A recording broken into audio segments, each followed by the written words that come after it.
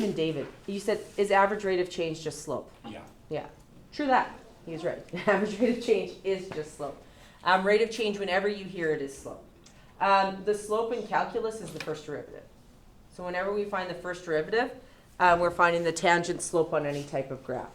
So if I don't plug in a coordinate, I'm finding that the general tangent slope, that if I plugged in a coordinate, I get the tangent slope on every single spot of that graph, right? If I plug in the x and y coordinate, I'm getting the tangent slope at just that point. And remember, tangent slope is just a line that you draw and it passes through in one spot. It was taught in grade 9 in circle geometry. They kind of talked about it. You'd have tangents. But if I had like something like this, I don't trust that I did this. Nope, I didn't. Okay. So if I had, like, say, a quadratic, and I did it to this point here, a tangent slope could end up being like that. So it touches in one spot, correct? But there could be a tangent slope here as well. And there could be a tangent slope at every single point. There could be a tangent slope, correct? So if I don't plug in an x and y, I actually have the tangent slope to every single coordinate. It's called the general tangent slope. Remember how you did like in geometric and arithmetic sequences and series last year? If you didn't plug in an actual value, you had the general formula for every single term. Term 1, term 2, term 3, term 4, term 5. Same thing here. If I don't give you an x, you're not getting the slope to a specific tangent. You actually have a general tangent where you could quickly find the slope of any point on that graph. Tangent slope. So this is the difference quotient.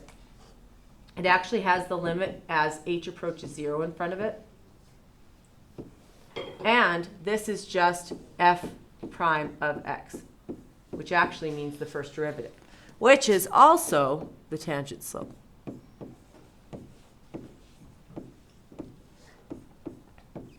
So way back when, the fastest way they came up with finding the first derivative was using this formula. So Newton's first principles formula. And they said that if I plugged it into this formula, I would get closer and closer and closer to the tangent. Now, why is that? So what they do, this formula did, is it would take a coordinate on one side and a coordinate on the other side of the point you were trying to find. That would be a secant line, correct? So if I looked here, if I took this point here and this point here, and I found the slope between those 2 points, I would have a secant line, correct? Not a tangent, because it would cut through 2 spots on the graph. That's what a secant line is, right? But if I did it closer now to the point I was trying to find and did these 2 points, still secant, but the tangent slope is getting closer to what the tangent slope would be at that point, right? Then I get closer, and then I get closer, and then I get closer, and then I get so close that I'm on, like, if say I was looking for x equals 6, I could do like x equals 6.0000000000001, and then like find the slope with those points, right? And it's y that correlates with it. And then if I find that between there and there and there, I get closer and closer and closer to it, I actually get the tangent point. They found this formula does it for me. Because what is it doing? It's taking actually the slope between the two. Because this would be y1 over y2, and then the h is your 0. Because the limit can work for it. So, what the heck is f of a? What would I do if I gave you f of a? Yeah? Plug in a for x.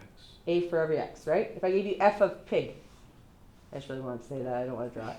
You put pig in for every x, right? So if I use f of x is whatever the heck f of x is, right? That didn't change. But what's f of x plus h?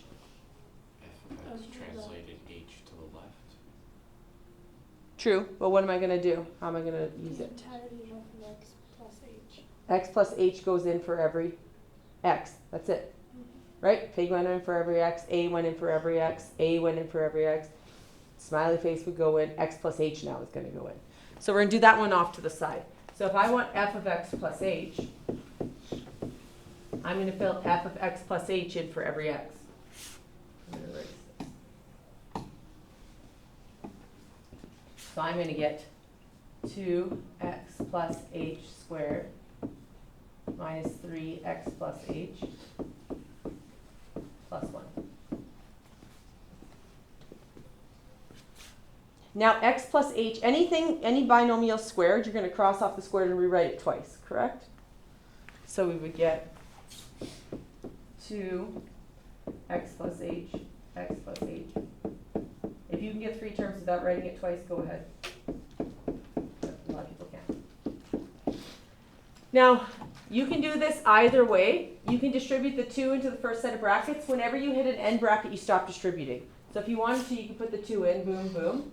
But I actually just do this first because I don't write it out twice and just do the 3 terms in my head. But I'll always do those two brackets first and then just put the 2 in. So I'm going to get 2x squared in brackets, and then xh plus xh. What's xh plus xh? Plus 2xh. And then h times h is h squared. And then I distribute minus 3x minus 3h plus 1. And then I get 2x squared plus 4xh plus 2h squared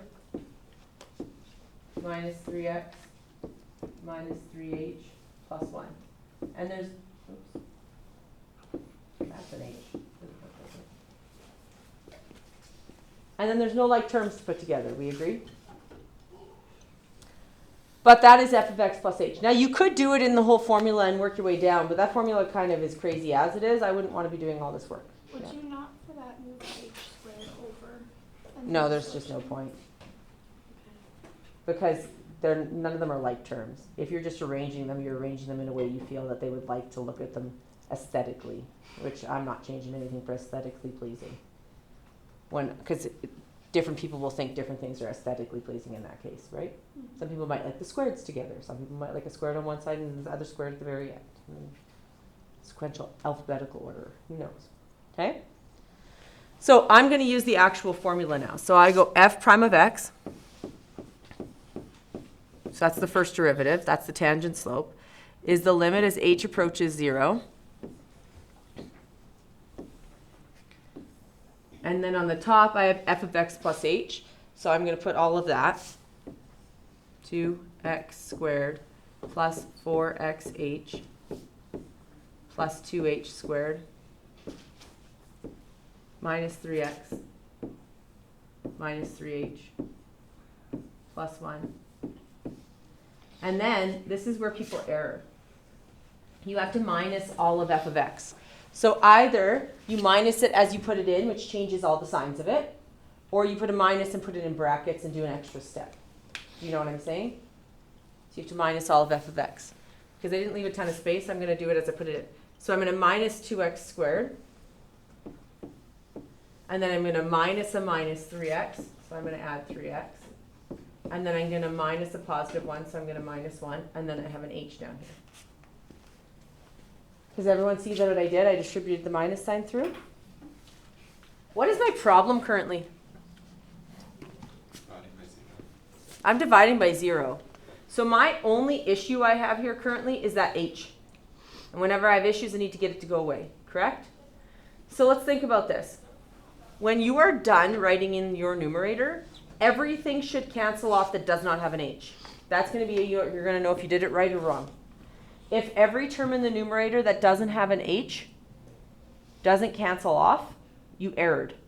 Because we need to be able to GCF an h out of the numerator to cancel it off with the bottom, right? And the only way we can GCF an h out is if everything that doesn't have an h gets lost.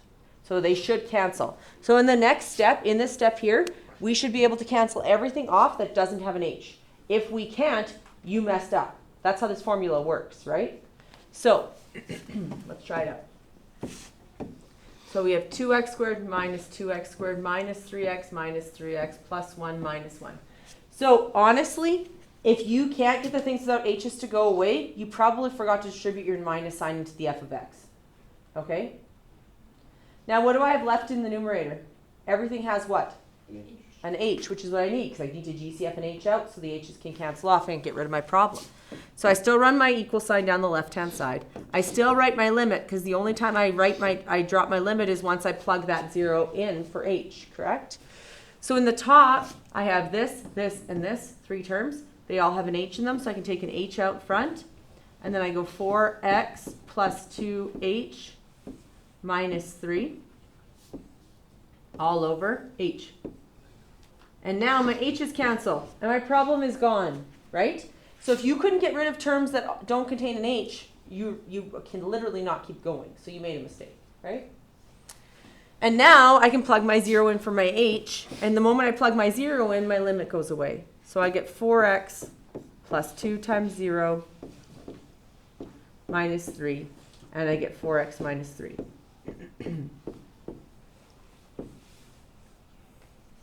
So that's my general tangent slope. Now if I want the tangent slope at the point 2, 6, I just plug 2 in, it'll be my tangent slope, right? At negative 4, 6, plug negative 4 in, it'll be my tangent slope. Okay?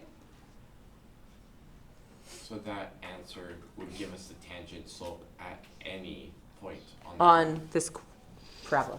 Yep. Yep. It's the general tangent. This is actually the first derivative. And there's a heck of a lot faster way to do it. Want to see? Sure. I can only show it to you for power rule. After that, you're going to have to, product and quotient, we're not touching. But if it is a polynomial, you can use power rule, which we're going to learn when we come back.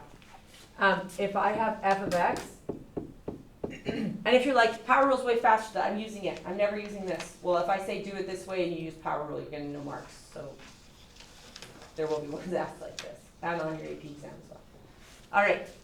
So if we have f of x equals 2x squared minus 3x plus 1. Wow, it's making my writing look bad. It might be because I have 700 Smart Notebook files open. It's fine. It's really bogging it down. So when we have just terms, nothing's multiplied, nothing's divided. If things are multiplied, if you have like a bracket and a bracket, you have to use product rule. If you have something over something, you have to use quotient rule. You don't know any of those because you've never been taught. This one has none of those. It's just a polynomial. Whenever I have a polynomial, I can use power rule. Power rule just states that you take your exponent, you drop it in front, and it joins this one. What's 2 times 2? 4. And then your exponent drops 1. So instead of x squared, it becomes x to the 1. Cool. Now this one is x to the 1. The 1 drops and joins it. Negative 3 times 1 is? Negative 3. X to the what? 0. What's anything to the power of 0? 1, so that's gone.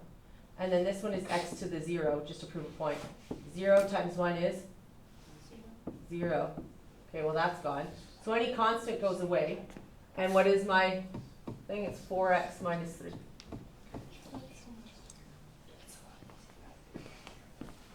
And voila, same answer. It's so much simpler. It is. It's not always the case. So I want to give you a glimpse into this, okay? I'm not asking you any questions on this, like the homework isn't going to contain that right now. I just want to give you a glimpse into this because this leads us into derivatives. We do a whole bunch of this right before we head into derivatives. But I want to show you where limits and derivatives tie. So these units actually do kind of tie together because limits is the first way to find out how derivative worked. There's going to be harder ones that we have to do. They're not all just polynomials. We're going to do ones that are rationals and we're going to do ones that are radicals as well. But we're going to do that when we come back. So I want you to go to continuity. Ooh, didn't know it was right there. And I'll type up the homework assignments after, like I said. But I wanted people to be able to study for the cumulative and not worry about homework. And I knew that if I posted it and people saw homework due, it would stress them out, so I just didn't post it. All right. We've talked about continuity. This should be like a little repeat. So, determine whether a function is continuous at a number. Determine intervals on which a function is continuous. They're called intervals of continuity. Use properties of continuity. Use the intermediate value theorem. So, does the limit as x approaches c of f of x exist? If so, where? So on these ones, I want you to tell me if the limit as x approaches c exists. Put exists or not below it. I want you to write that. So you're answering this question for all the graphs below. Let's see what we got here. So does the limit as x approaches c exist? Where does it exist? Does the first graph, does the limit exist? Yes.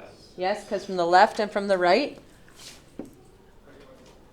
So the limit as x approaches c of f of x, what does it equal? F of c, because from the left and from the right it's approaching c. It's actually also s there, right? F of c.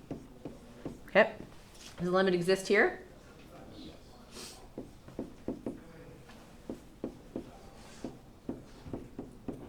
Let you label it, don't worry. We'll call it smiley face. So where does the limit as x approaches c equal? Smiley face. Smiley face. What about this one? It's also at smiley face. Because from the left and the right it's approaching smiley face. Does the limit in that one exist? No. Does the left-handed limit exist? Yep.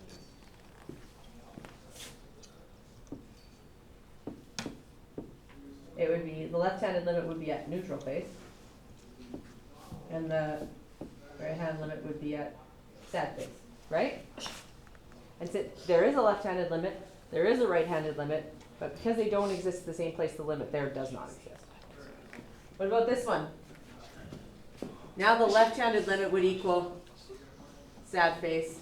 The right-handed limit would equal neutral face. Actually save yourself. Now she flipped it. Never mind. Okay, good talk. All right. So the limits there don't exist. Okay. Does f of c exist? If so, where? Does f of c exist?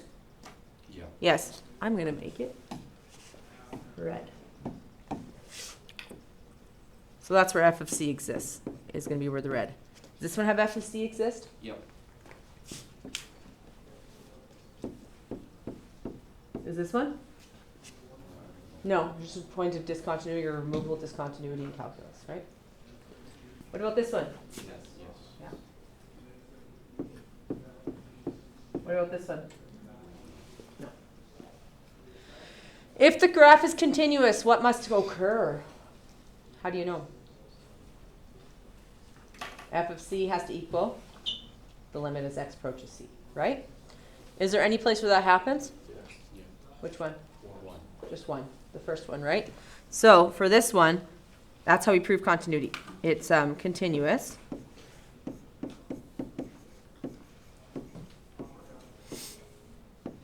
Since it's continuous since the limit as x approaches c of f of x equals f of c. Yeah. Will you ever have a situation where, let's say we have a graph with a point of discontinuity, but we're asked if the graph between these two values is continuous? Yeah, they can ask for a specific domain. Yeah, like a restricted domain, and it can be continuous between there. Yeah. Often if they're asking for continuity, they're asking at a break to see if you can figure it out. But sometimes, if it's a polynomial, it's continuous everywhere, right? So it doesn't matter where I ask you, it's going to be continuous, because polynomials are just continuous generally. It's often like a piecewise function or a rational, something like that. All right. So this is the definition of continuity at a number. A function is f is continuous at a number c if the following three conditions are met. And you have to show this. On a written response, if it asks you if something is continuous, you have to show the three conditions are met. 1, f of c is defined. That is, c is defined in the domain of f. So you have to tell me what f of c equals, correct? Then you also have to tell me that the limit as x approaches c of f of x exists. So you show from the left it's this, from the right it's this, they're the same, so the limit exists, right? And then you have to show 3. Well, then if that's the case, the limit as x approaches c of f of x equals f of c. So if you see in the previous one I showed it, I said the limit as x approaches c of f of x is f of c. I technically should have shown from the left and the right. And then f of c equals technically f of c. And then limit as x approaches f of x equals f of c, because they're the same, right? So let's look at this one. Determine whether this is continuous at x at 1. Well, it's a polynomial. It's a quadratic. We know it's continuous at 1, right? So we have to find the limit at 1. Do we have to do right and left limits on this one? If we can just plug the number in and it works, do we have to do right and left limits? No, we can just plug it in, find the limit at that value. So number 1, we have to find the limit, or actually we have to find f of, let's erase this. We have to find f of what first? F of 1. Now if you found the limit first, then f of 1 second, would it really throw you off? No, you just need to prove that one first and the other, it doesn't matter. You have to do the limit first actually. So f of 1 is 3 times 1 squared minus 5 times 1 plus 4, which equals what? 2. Okay.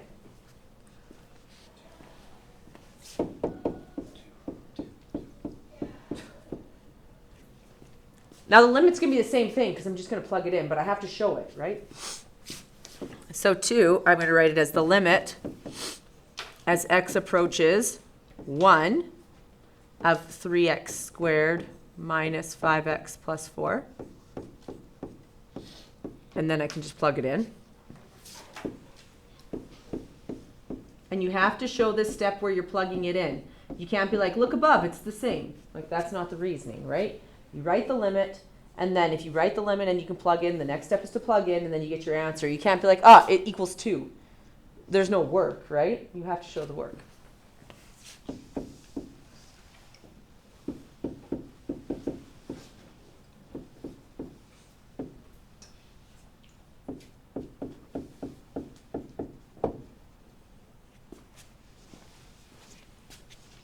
Now you'd say determine whether it is continuous at 1. F of x, let me see, f of x is continuous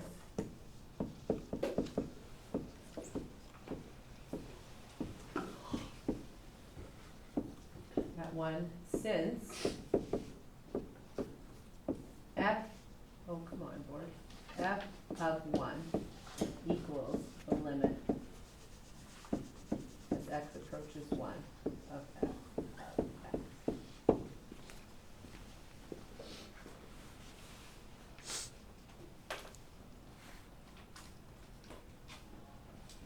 You guys try B. See if you remember what we did before. Okay. G of what? I missed what you said, which is probably better. G of 2 equals. If I go plug it in right away, what happens with my problems? It says no. It's bad. It says no. Because I go x squared plus 9. We're going to leave that as an x for now. And then I go x plus 2x minus 2. Right? We don't even have to go to the limit part of this. What is this? Not good. Not Not It's good. bad. Divide by. Let's go back to 30-1. What will we call this? A divide by 0 error. The calculator would tell you that. This is true. Does But not exist. guys, if it doesn't cancel off, what is it? It says no. It's a Starts with V, rhymes with vertical. vertical asymptote. Wow. There we go. Wow, we just wrote a unit test on this and you actually did well. I don't know how that happened. Vertical asymptote. See, because we wrote the test, now we don't need to know any of it. You do? Your diploma's so close. Yes, we got a month to relearn it. I spelled vertical wrong. X equals what and what? X equals 2 and -2. So, not, therefore. Not.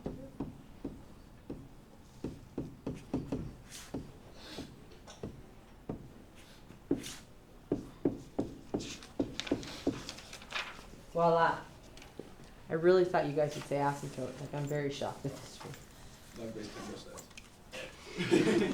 That's what we're doing in physics instead.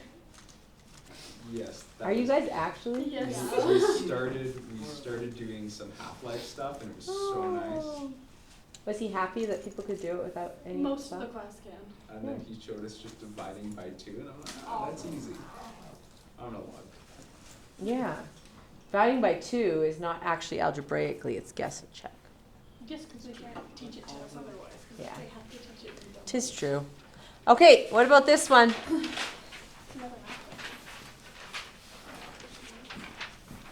Square root x squared plus 2 and x squared minus 4. And for those of you who think x squared plus 2 can break down to x plus 2, x plus 2, and then come out of the square root, that is not a true statement. Or x squared x plus root 2 or something weird like that. It's not a true statement. Okay. Let's break it down.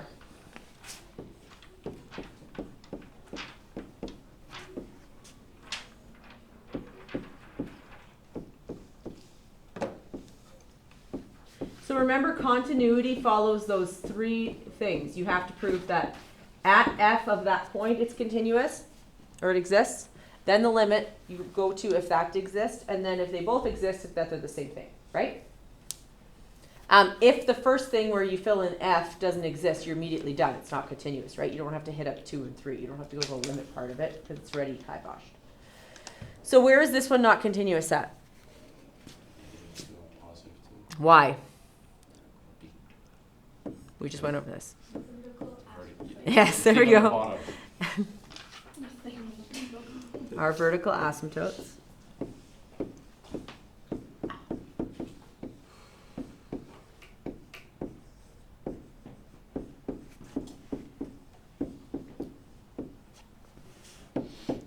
Therefore, the graph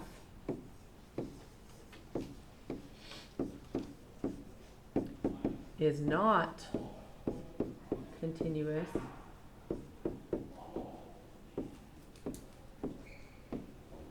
there. Oh, say at x equals plus or minus 2. Let's try 0, because there's another one they asked about 0, right? So we'll have to find f of 0 first.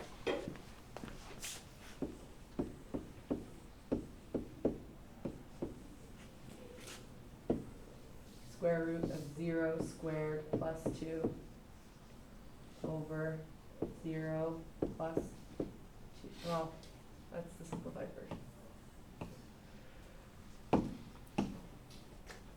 0 squared minus 4. So I get square root 2 over negative 4. Is that a real value? Yeah. Is it nice? I think so. Some people don't. Okay. So check. Number 1. Yay. Number 2. Now remember, if you just plugged it in to f of x and it worked, the limit will be there too, right? Like they're both going to work because that's what we're going to do to find the limit. So we do the limit as x approaches what? 0 of square root x squared plus 2. The next step is to fill it in and then drop the limit off.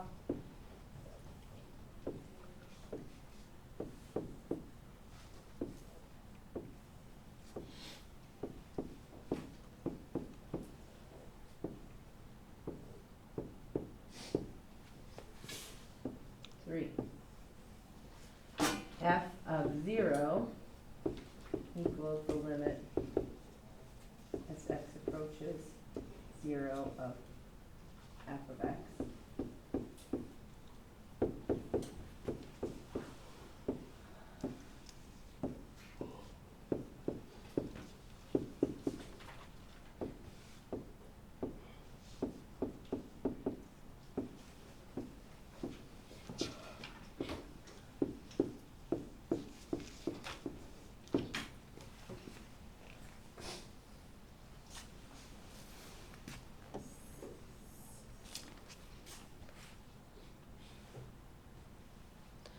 Last one.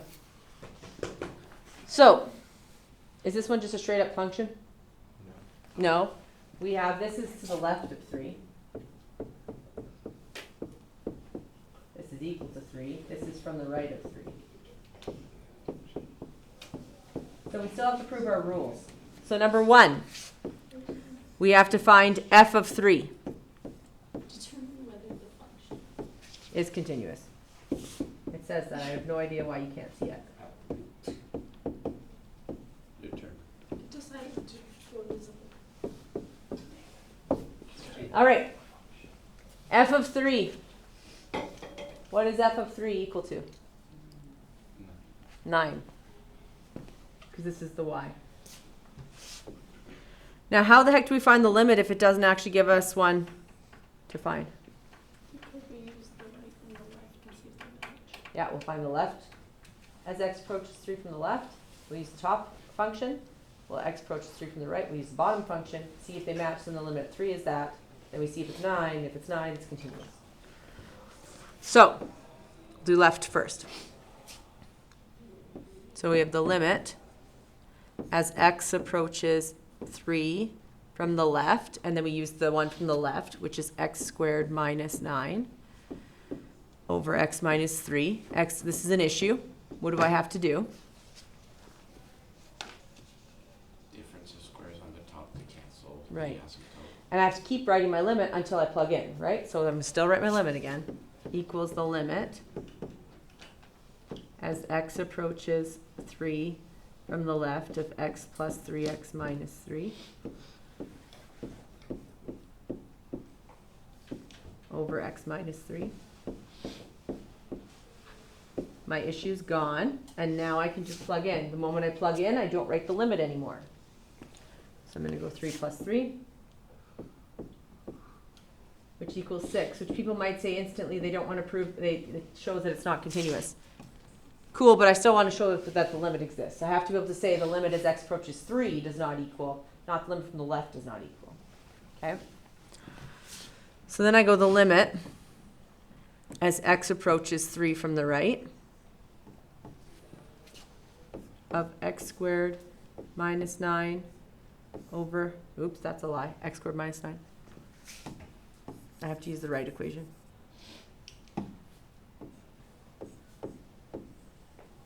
Is there any issues on this one? No, I can plug it in right away. So I get 3 squared minus 9, so my limit drops off, which equals what? 0. So what do we know about the limit as x approaches 3 then?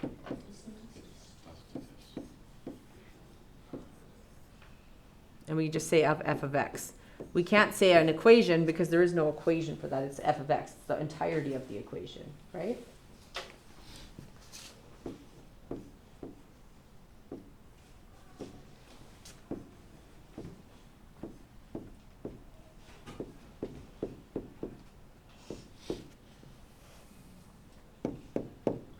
Therefore, f of 3 does not equal the limit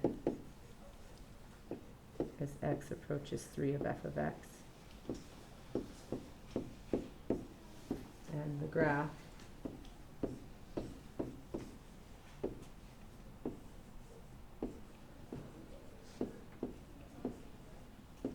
is not continuous.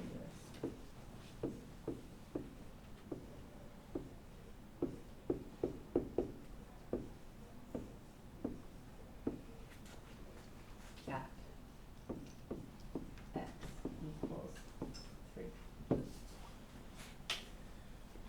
Now, just so you know, when you come back, we're literally going to accomplish just a couple examples and then review for the rest of the period. A couple examples and review for the rest of the period. And I'm only doing a couple examples just to kind of keep limits in your brain as we're going along.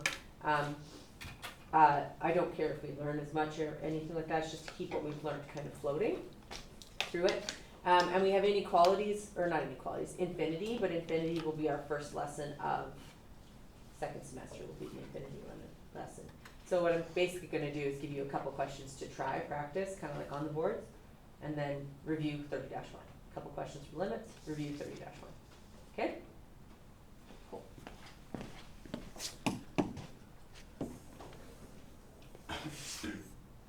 It's like